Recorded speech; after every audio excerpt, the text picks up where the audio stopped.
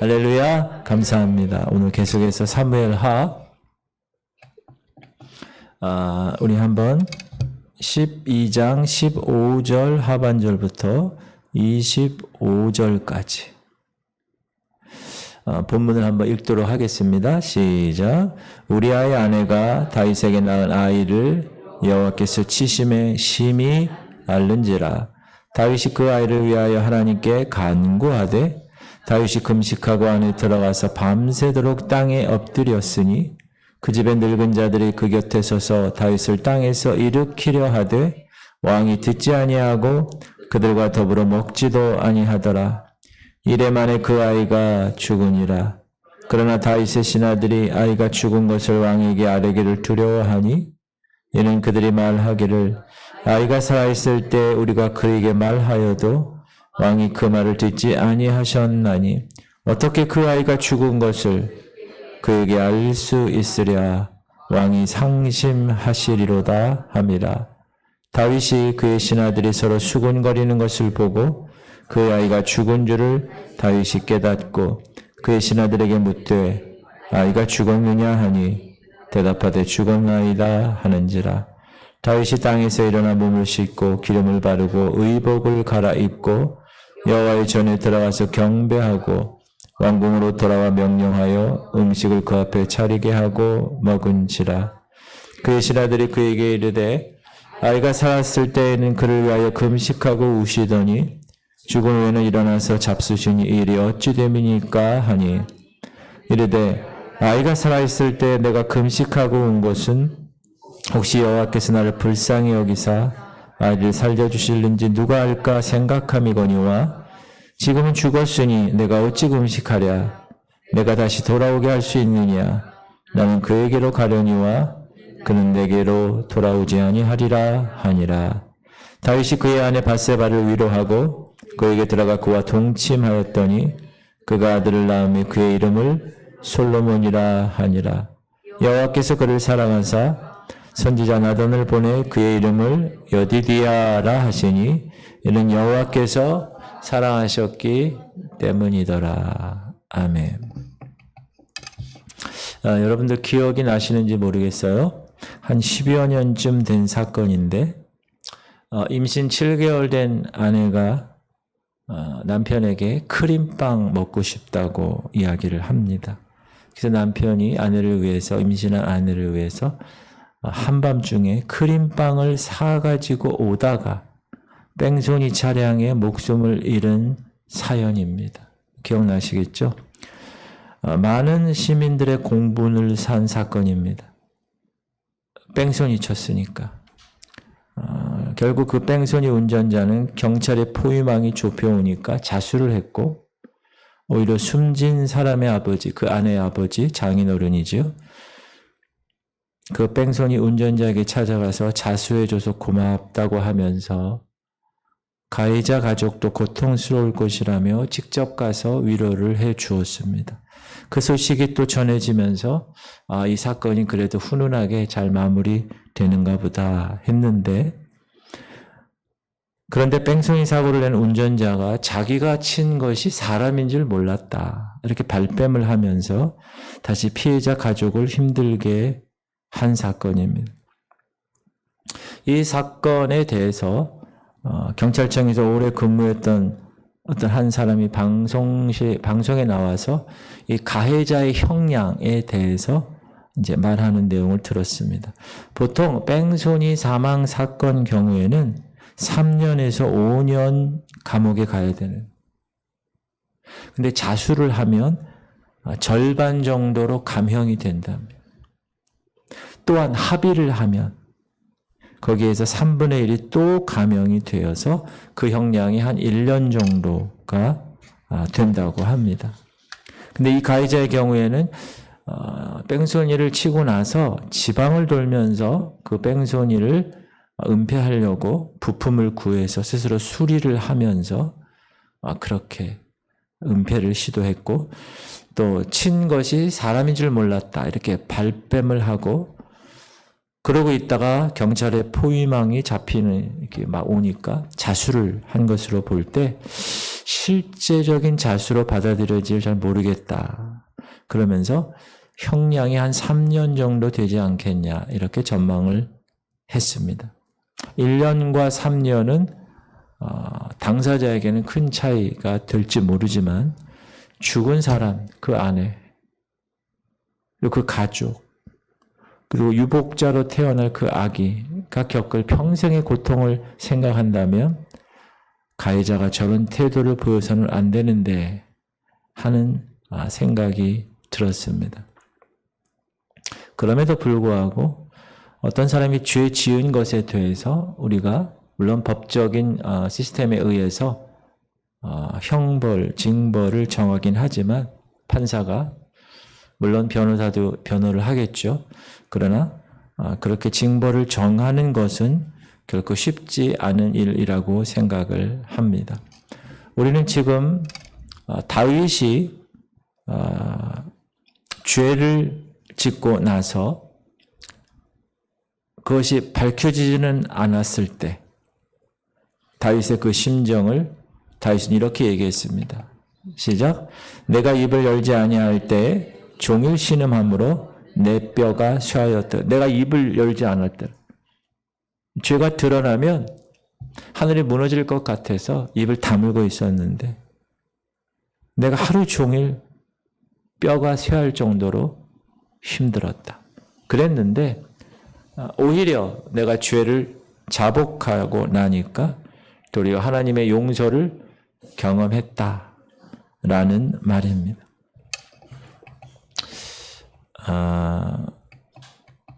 네, 여러분 이 사람이 누구냐 하면 여러분 잘 아시는 해밍웨이입니다. 이 해밍웨이가 여러 소설을 썼는데 그 중에 단편을 쓴 단편집에 나오는 글입니다. 스페인의 마드리의 도시에 한 아버지가 가출한 아들을 찾고 있었습니다. 아들을 아무리 찾아도 찾을 수가 없으니까 하루는 신문에 광고를 냈습니다. 우리 여기 지금 가다 보면 그 신호등 대기하고 있을 때 보면은 10년 전에 잊어버린 사람, 실종된 사람들 이렇게 현수 막 보이잖아요. 그거 볼 때마다 여러분 어때요? 마음이 너무 아프죠. 한 아버지가 가출한 아들을 찾고 못 찾으니까 신문에 광고를 낸 거예요. 어떻게 냈냐 하면 사랑하는 아들 파코에게 모든 것을 용서할 테니 내일 12시에 마드리드 신문사 앞으로 나와라. 파코를 여전히 사랑하는 아빠가. 그렇게 광고를 냈어요. 그 다음날 12시가 되니까 신문사 앞에 난리가 났습니다. 무려 800명의 파코가 신문사 앞에 와 있는 겁니다. 스페인에서는 파코라는 이름이 우리나라의 철수, 길동이 이런 이름 같이 흔한 이름이기도 했지만 이 땅에 용서를 필요로 하는 사람이 그렇게 많았다라는 사실을 해밍웨이는 말하고 싶었던 것입니다. 하나님은 지금 범죄한 다윗을 용서하셨습니다. 회개했어요. 그런데 밧세바와의 범죄를 통해서 낳은 아이는 어떻게 된다고 하나님 말씀하셨죠? 반드시 죽으리라. 14절 시작. 이 일로 말미암아 여호와의 원수가 크게 비방할 거리를 얻게 하셨으니 당신이 낳은 아이가 반드시 죽으리이다 하고, 이 아이는 다윗의 범죄를 들통나게 한 존재였습니다. 이 아이가 임신만 되지 않았더라면 완벽하게 끝낼 수 있었는데 하는 아쉬움과 원망도 있었을 것입니다. 그런데 이 대목에서 의문이 드는 게 있습니다. 뭐냐? 하나님이 죄 지은 다윗은 회개해서 용서하셨는데 아무런 잘못도 없는 아이는 왜 죽이실까? 이런 의문입니다. 이 아이는 부모의 죄를, 다윗과 밧세바의 죄를 드러내게 해서 결국은 하나님께 자복하게 하는 것까지가 그의 역할이 아닌가. 그것을 이제 다 했으니까 그 역할을 마치고 떠난 것이 아닌가. 그 아이가 왜 죽었는지에 대해서는 저도 대답은 할 수가 없습니다. 그런데 분명한 것은 다윗의 경우만 아니라 내 잘못이 아닌데 다른 사람의 잘못과 죄로 인해서 죽거나 고통당하는 사람들이 참으로 많다라는 것입니다. 어제 저녁에 제가 아는 후배 목사님의 사모님이 돌아가셨다는 연락을 받았습니다. 69년생 젊은데. 그래서 아내와 함께 연세대학교 장례식장을 다녀왔습니다. 그 사모님은 유방암 진단을 받고 한 달 전에 1차 항암을 했고 2차 항암을 기다리는 중에 주일날 엊그제죠. 갑자기 열이 나고 그래서 119를 걸어서 내려와서 119 차를 탈 정도로 멀쩡한 상태에서 119 타고 이곳저곳 병원 다니다가 119에서 그 남편 목사님 나중에 연락을 받고 이제 119에서 그쪽 차로 했으면 좋겠다. 그래서 그 목사님이 아내를 옆에다 두고 이 병원 저 병원을 계속 돌아다니다가 다 받아주질 않았어요. 의료 대란으로 받아주지 않아서 마지막으로 연세대 세브란스에 도착을 했는데 이미 의식이 없는 상황, 그리고 하늘나라에 간 상황이 되었습니다. 의료 대란으로 인해서 이곳저곳 병원을 뺑뺑이 돌다가 그렇게 된 것 같은 정말 안타까운 이야기를 들었습니다. 애들 대학생 2명, 고등학교 1명, 애들 3명을 장례식장 가서 바라보면서 마음이 너무나 미어졌습니다. 그리고 자녀들 3명과 그 후배 목사님을 위로하고 돌아왔습니다. 그러면서 생각을 했습니다. 하나님의 뜻이 무엇일까?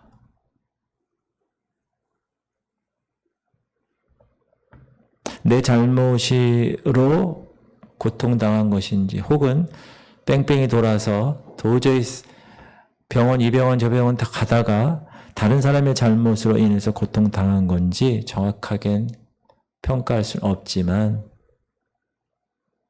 왜 그 사모가 돌아가셨는지 신대원 5차 공부를 하고 있던 과정이었는데 저는 이제 후배 목사라 이제 알고 연락을 받았고 그걸 아내랑 나누다가 아내도 신대원 다니니까 그 사모를 기억할 수 있었는데 사랑하는 성도님들, 우리가 주님의 뜻을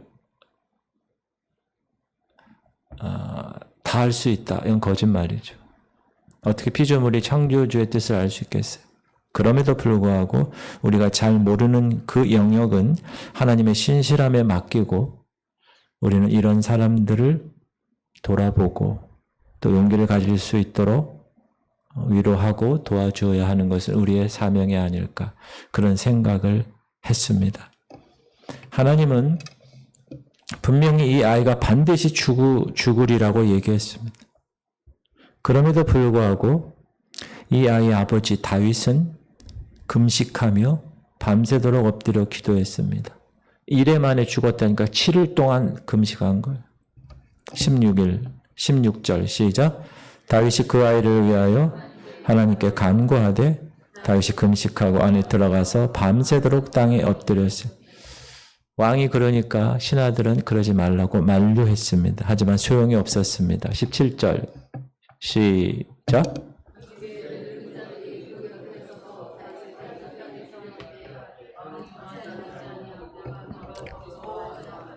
내가 죽어야 하는데 왜 저 아이가 죽어야 하지? 마치 따라 죽기라도 할 듯 하나님께 결사적으로 다윗은 매달렸습니다. 이 모습을 통해서 역시 부모를 울게 하는 것은 자식이라는 것을 다시 한번 깨닫게 됩니다. 다윗은 이미 아들이 죽는다는 확정 판결을 받았습니다. 그럼에도 불구하고 결사적으로 이처럼 기도를 했습니다. 그 이유가 뭘까? 22절 시작. 이르되 아이가 살았을 때 내가 금식하고 온 것은 혹시 여호와께서 나를 불쌍히 여기사 아이를 살려주실는지 누가 알까 생각함이거니와. 여러분 다윗의 이런 생각이 잘못된 걸까요? 사랑하는 성도님들, 만약 여러분이 다윗의 입장이었다면 어떻게 하셨겠습니까? 이미 하나님이 죽으리라 하셨으니 아이가 죽을 때까지 그냥 가만히 있어야 했을까요? 죽어가는 아이를 보면서 아버지로서 할 수 있는 일이 무엇이 있었겠습니까? 하나님 앞에 엎드려서 하나님, 내 죄입니다. 내 아이는 죄가 없습니다. 내 아이를 살려주세요. 하는 것 외에 또 무엇이 있겠습니까? 여러분, 이런 다윗에게 하나님이 야, 너 왜 내게 반항하는 거야? 내가 죽을 거라고 했잖아. 그럼 그렇게 알아야지. 왜 이렇게 귀찮게 구니? 여러분, 이렇게 말씀하셨을까요? 아니에요. 도리어 그렇게 절규하며 기도하는 다윗을 사랑하셨습니다. 그럼에도 불구하고 아이는 죽었습니다.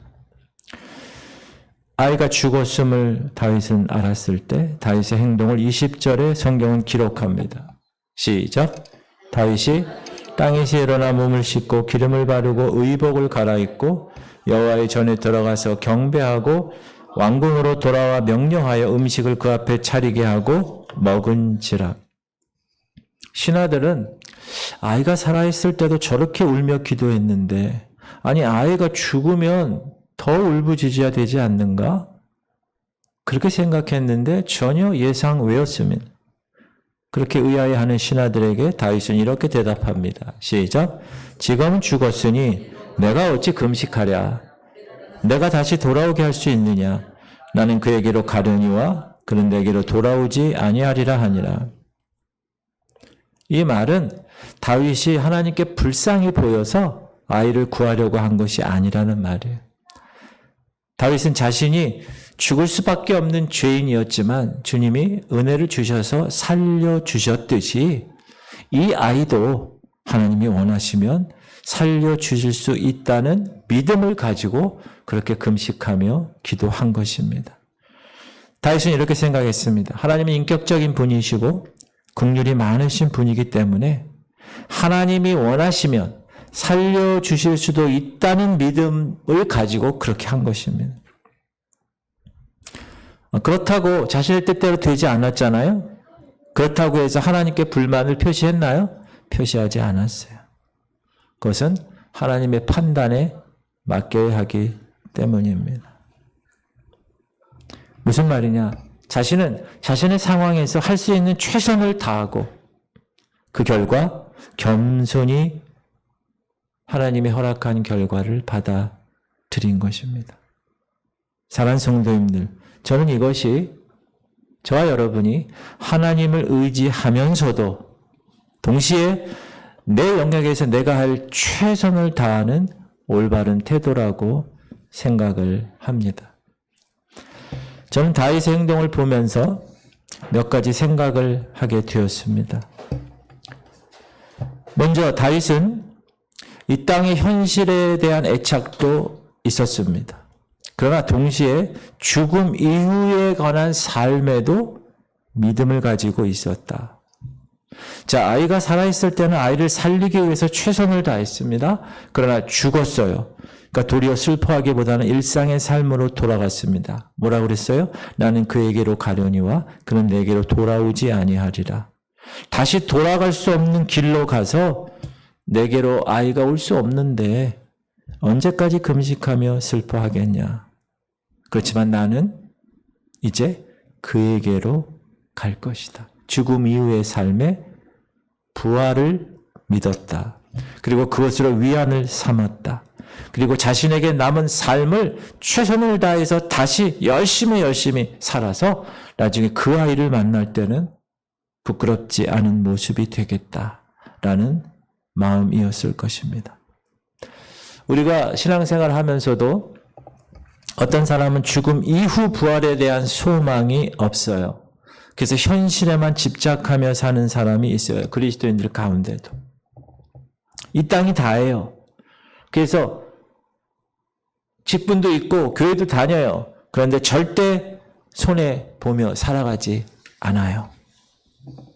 그런데 어떤 사람은 죽음 이후 하나님 나라에 갈 것을 소망하고 살아요. 그러니까 그런 소망을 충만하게 갖고 있는 사람은 이 땅에서의 삶이 너무 의미 없게 보이는 거예요. 그래서 어떤 사람은 현실에 대해서 이런들 어떠하리 저런들 어떠하리 그냥 살다가 하나님 나라 가면 되지 이렇게 생각하는 사람도 있어요. 제가 극과 극을 말씀드렸는데 그러나 사랑하는 성도님들 온전한 신앙은 따라합시다. 현재와 미래를 동시에 바라보는 것입니다. 부활에 대한 확신도 가지면서 이 땅에서 주신 하나님의 거룩한 이 땅에서의 사명을 열심히 최선을 다해서 따라가 살다가 하루하루 보람되고 최선을 다해 사는 삶이 온전한 신앙이라고 생각을 합니다. 다윗을 통해서 두 번째 생각할 수 있는 것은 100% 하나님을 신뢰했어요. 그러면서도 100% 자신에 대해서는 최선을 다했다는 것입니다. 자, 결과는 기도했는데 결과는 어떻게 됐습니까? 다윗의 소망대로 되지 않았습니다. 그렇다고 하나님은 다윗을 책망하셨나요? 아니에요. 다윗을 오히려 기특하게 생각하셨습니다.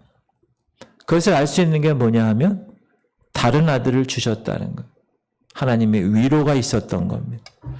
다윗은 솔로몬을 포함해서 밧세바를 통해서 4명의 아들을 주셨습니다. 다윗도 이 아들을 얻으면서 이제 죄로 인해서 하나님 관계가 다시 회개를 통하여서 하나님의 관계가 회복된 평화를 느꼈습니다. 그래서 그 아들을 솔로몬이라고 이름을 지은 것입니다. 솔로몬의 뜻이 뭐죠? 평화라는 뜻입니다. 하나님 관계가 회복된 평화. 그 아들의 솔로몬을 우리가 보면서 드디어 하나님과 다윗의 관계가 회복되었구나. 시작. 다윗이 그의 아내 밧세바를 위로하고 그에게 들어가 그와 동침하니 그가 아들을 낳음에 그의 이름을 솔로몬이라 하니라. 여호와께서 그를 사랑하사. 그런데 하나님은 나단 선지자를 통해서 그의 이름을 여디디야, 하나님의 사랑하는 아이라고 이름을 짓습니다. 시작. 여호와께서 그를 사랑하사 선지자 나단을 보내 그의 이름을 여디디야라 하시니 이는 여호와께서 사랑하셨기 때문이더라. 사랑하는 성도님들, 신앙은 하나님께 대한 100% 신뢰와 나의 100% 최선이라는 것을 꼭 기억하시기 바랍니다. 우리가 새벽에 사도행전을 공부했었는데 사도행전 마지막 이제 부분에 27장 가면 바울이 로마로 압송되잖아요. 근데 지중해 어느 지역에서 유라굴로 광풍을 만납니다. 배가 난파되고 오랜 시간이 지나면서 구원의 소망을 잃었던 적이 있습니다. 배 안에 탄 276명이 다 죽게 된 상황. 그때 하나님은 바울에게 이렇게 말씀하십니다. 시작. 내가 너희를 권하노니 이제는 안심하라.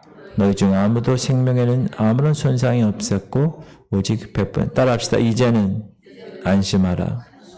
이게 뭐죠? 하나님이 다 살려주신다는 거야. 배는 다 쪼개져도 너의 276명은 살린다.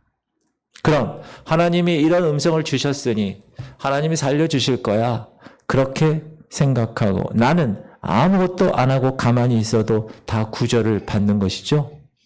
아닙니다. 바울은 배가 파손될 때 그들의 영역에서 할 수 있는 최선을 지시합니다. 헤엄칠 수 있는 사람은 먼저 물로 뛰어내리고 헤엄 못 치는 사람은 나무 조각이나 짐을 의지해서 목숨을 구하도록 한 것입니다. 사랑하는 성도님들, 우리의 신앙은 하나님의 약속이 있고 그 약속에 대한 인간의 노력이 함께 어우러져 이루어지는 것입니다. 그럼에도 불구하고 그 일에 대한 주도권과 우선권은 누구에게 있습니까? 하나님께 있는 것입니다. 그게 신앙생활, 그것이 목회하는 목사에게도 이제 목회를 하면서 계획을 세워 나가면서도 주도권은 하나님에게 드리면서 하나님이 허락하신 그 비전을 이룰 때 나의 목사의 노력이 함께 어우러져 그 공동체에서 하나님 원하시는 것을 해 나가는 것이라고 생각을 합니다. 오늘 다윗의 행동을 통해서 생각할 수 있는 세 번째는 뭐냐면 하나님의 성품에 관한 겁니다. 성품. 따라합시다. 하나님은 징벌보다 용서를 더 좋아하십니다. 그래서 징벌하기로 하셨다가도 진정으로 회개하는 모습을 보면 하나님이 계획을 바꾸시더라는 것입니다. 우리는 하나님의 뜻을 마치 확정된 불변의 것이라고 생각할 수 있습니다. 그러나 성경을 여러분 읽어보면 그렇지 않아요. 하나님이 작정하셔요. 그러나 그 작정하신 것을 거두시는 하나님의 모습을 자주 발견합니다. 하나님께서 소돔과 고모라를 어떻게 하시겠다고 그랬어요? 멸하시겠다고 그랬어요. 근데 그 소돔과 고모라에 누가 살아요?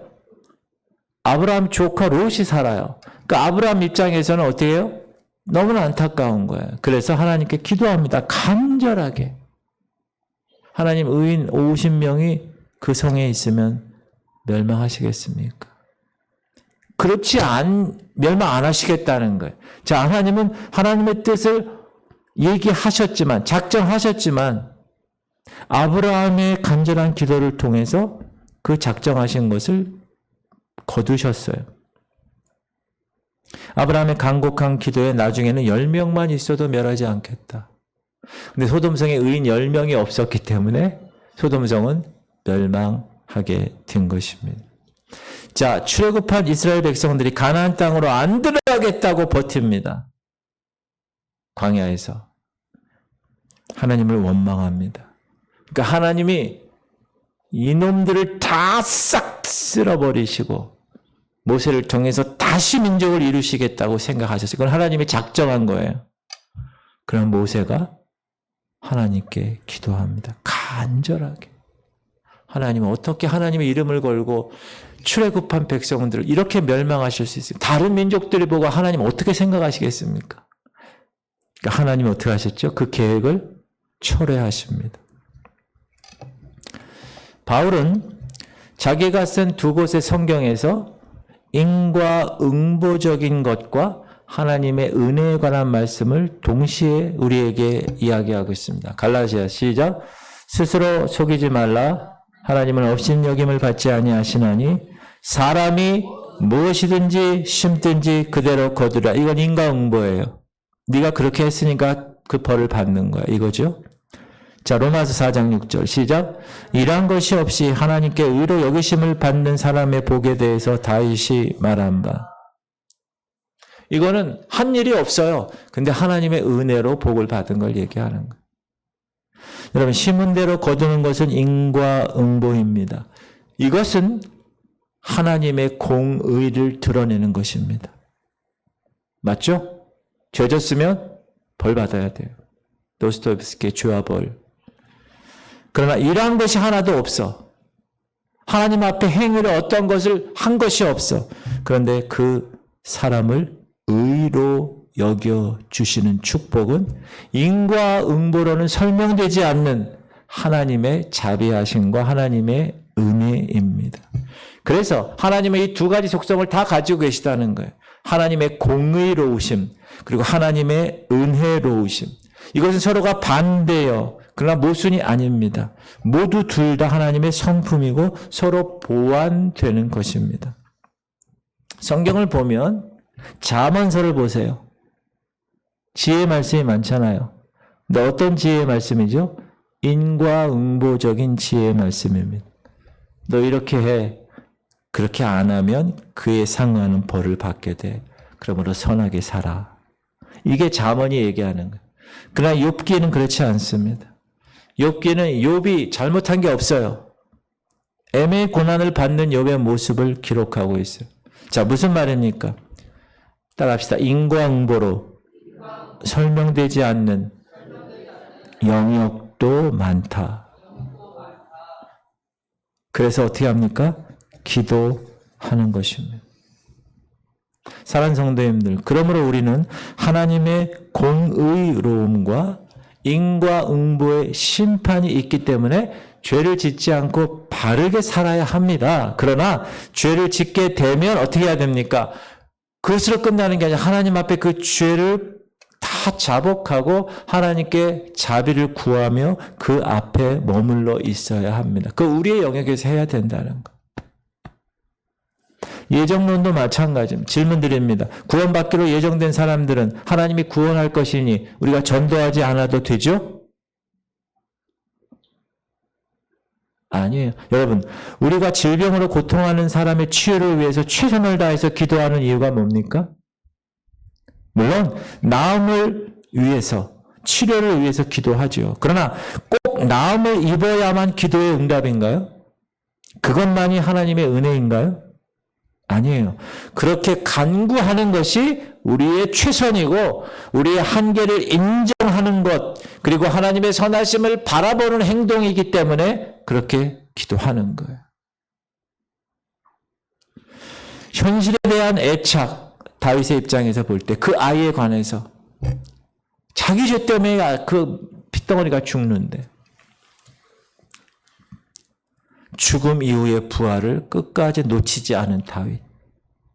100% 하나님을 신뢰하지만 그걸 끝이 아니라 100% 하나님이 그 아이를 죽이기로 했지만 100% 아비의 입장에서 최선을 다해서 기도하는 것.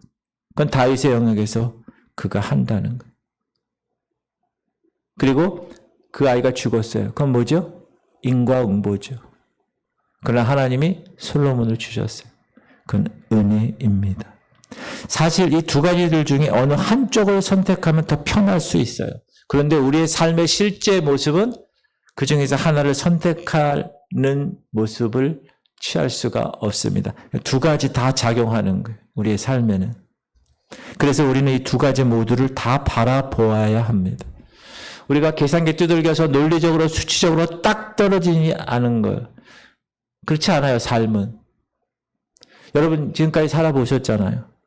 그렇게 계산기 두들겨서 답이 나오셨나요? 그렇지 않아요. 그래서 우리는 매 순간 하나님을 바라보는 것밖에 다른 길이 없습니다. 따라합시다. 매 순간 하나님만을 바라보는 것 외에는 다른 방법이 없습니다. 그러기에 겸손하게 하나님을 구하는 기도를 할 수밖에 없는 것. 누구처럼? 다윗처럼.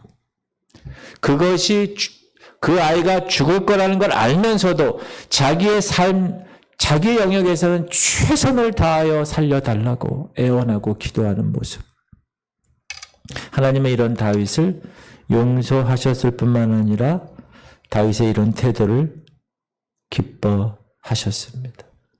솔로몬을 주셨을 뿐 아니라 29절 이후에 읽어보면 암몬 자손의 랍바성을 쳐서 그 성을 점령하고 금 1달란트나 되는 왕관을 얻게 하셨습니다. 29절 시작. 다윗이 모든 군사를 모아 랍바로 가서 그곳을 쳐서 점령하고 그 왕의 머리에서 보석 박힌 왕관을 가져오니 그 중량이 금 1달란트라. 다윗이 자기의 머리에 쓰니라. 다윗이 또 그 성읍에서 노약한 물건을 무수히 내오고 그 안에 있는 백성들을 끌어내어 톱질과 썰애질과 철 도끼질과 벽돌 구이를 그들에게 하게 하니라. 암몬 자손의 모든 성읍을 이같이 하고 다윗과 모든 백성이 예루살렘으로 돌아가니라. 죄짓기 이전의 다윗의 모습하고 너무 똑같지 않아요? 하나님이 다윗이 어디 싸우러 나가면 하나님이 다 해결해 주신 모습. 하나님은 여전히 죄 지은 다윗을 전혀 죄 짓지 않은 사람처럼 대하시는 것입니다. 여러분, 이것이 하나님의 용서입니다. 하나님의 용서를 경험하시기를 주님의 이름으로 축복합니다. 사랑하는 성도님들, 다윗의 범죄는 뼈아픈 것입니다. 여인을 성폭행했고 그 여인의 남편을 살인교사를 했기 때문에. 그러나 다윗은 그 범죄로 무너지지 않았습니다. 하나님 앞에서 울며 기도하며 하나님의 선하심을 인정해 가면서 더욱 다윗은 영적으로 성숙해 나간 것입니다. 사랑하는 지구촌 성도님들, 우리는 하나님의 뜻을 다 알 수 없습니다. 아내를 먼저 하늘나라에 보낸 후배 목사를 보면서 저는 하나님의 뜻을 잘 모르겠습니다. 우리가 이 땅에 살아가면서 경험하는 삶 가운데 우리는 하나님의 뜻을 다 알 수가 없습니다. 자, 그렇다고 우리는 뒷짐지고 있어야 합니까? 아니에요. 그렇지 않아요. 우리가 있는 그 자리에서, 그 상황에서 최선을 다하며 하나님의 긍휼을 구해야 되는 것입니다. 물론 우리가 구한 대로 다 되는 것도 아닙니다. 물론 구한 대로 다 되었다고 그것이 좋은 것도 아닐 수 있습니다. 하지만 하나님은 우리가 구하기를 원하신다는 사실입니다. 그래서 여러분이 여러분의 영역에서 해야 될 최선의 방법은 하나님의 뜻대로 끝까지 주님께 간구하는 것입니다. 바라기는 하나님이 다윗을 위로하셨듯이 저와 여러분을 위로하시는 하나님을 경험하게 되시길 주의 이름으로 간절히 축복합니다. 그리고 우리 교회도 마찬가지, 여러분 가정도, 여러분 자녀도 마찬가지. 하나님의 뜻을 모를 수 있어요. 이것이 인과응보적인가 혹은 그렇지 않은가에 대해서 욥의 친구들처럼, 새 친구들처럼 그렇게 막 계산기 두드리면서 논리적으로 얘기할 수도 있습니다. 그러나 더 중요한 것은 하나님이 그렇게 하시겠다고 하셔도 우리는 우리의 영역에서 최선을 다하여 하나님께 간구하는 삶이 필요한 것입니다. 그럴 때 하나님의 선하심을 인정할 때 우리는 하나님의 그 은혜를 경험할 수 있고 우리의 신앙은 더 성숙해 갈 수가 있는 것입니다. 목사인 저도 잘 모를 때가 얼마나 많은지 몰라요. 그러나 그럴 때 하나님은 선하시다는 것을 내가 알고 있기 때문에 말씀이 또 그렇게 이야기하고 있기 때문에 그 하나님의 선하심에 맡기는 삶이죠. 저는 그게 목회라고 생각을 합니다. 그리고 하나님을 100% 신뢰하면서도 그렇다고 다 하나님 해주시는데 라고 팔놓고 있는 게 아니라 100% 나의 영역에서 목사인 저도 또 성도인 여러분도 최선을 다하는 삶, 그리고 그 결과는 하나님께 맡기는 삶. 하느님 문제도 그렇고, 그렇죠? 여러분 자녀 문제도 그렇고, 이 교회 목회 문제도 그렇고, 다 그런 것 같아요. 우리가 어떻게 알겠어요? 피조물인 우리가. 지금 우리가 창세기 공부하고 새벽에 요한복음 공부하는데 우리가 어떻게 알겠어요? 그분을. 그러나 하나님이 허락하신 이 말씀을 통하여 조금씩 우리는 알아가고 또 그 영역에서 우리가 최선으로 해야 할 것은 우리 영역에서 해야 된다라는 사실. 오늘 다윗을 보며 다윗의 영성을 보며 깨닫는, 그리고 그 모습 그대로 멋지게 성숙하여 하나님 앞에 서는 여러분들 되시기를 주님의 이름으로 축복합니다.